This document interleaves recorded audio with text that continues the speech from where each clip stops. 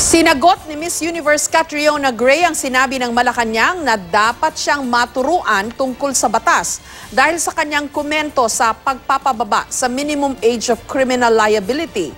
May opinyon din siya tungkol sa proposal na gawing Maharlika ang pangalan ng Pilipinas. May report si Athena Imperial. Break muna sa trabaho ang mga taga Quezon City Hall sa pagdating doon ni Miss Universe 2018 Catriona Gray. Kanya-kanyang kuha ng litrato at video ang mga tao sa ika-4 na Pinay Miss U. Pinangunahan ni Quezon City Mayor Herbert Bautista ang pagkilala sa Pinay Beauty Queen. Tuwa-tuwa kami dahil nagbigay ka ng papuri at proud kami na ikaw ang nanalo at magre-represent sa Pilipinas.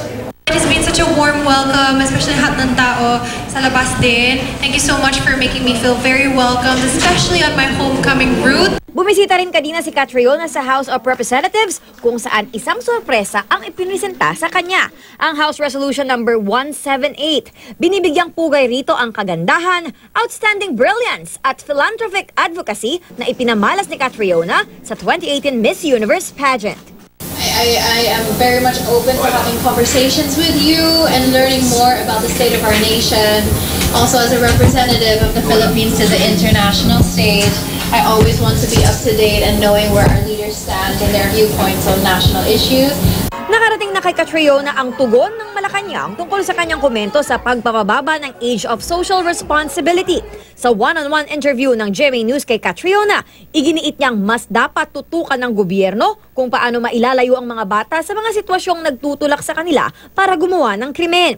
Sagot ni Presidential Spokesman Salvador Panelo, misinformed si Catriona at dapat maturuan tungkol sa batas. Coming up, I would love to be able to talk to them firsthand and hear both sides or all sides of the issue so that I would gain a great deeper understanding also. Ano naman ang masasabi ni Kat sa proposal na palitan ng Maharlika ang pangalan ng Pilipinas? If it's not broke, don't fix it. I mean, Philippines is Philippines. Ang hashtag makeup goals din si Catriona nang ituro niya sa video na ipinost ng Vogue ang kanyang winning Miss U glam look. Mula sa smoky at shimmering eyes, Bam. contour at kilay, at red lips. Athena Imperial, GMA News.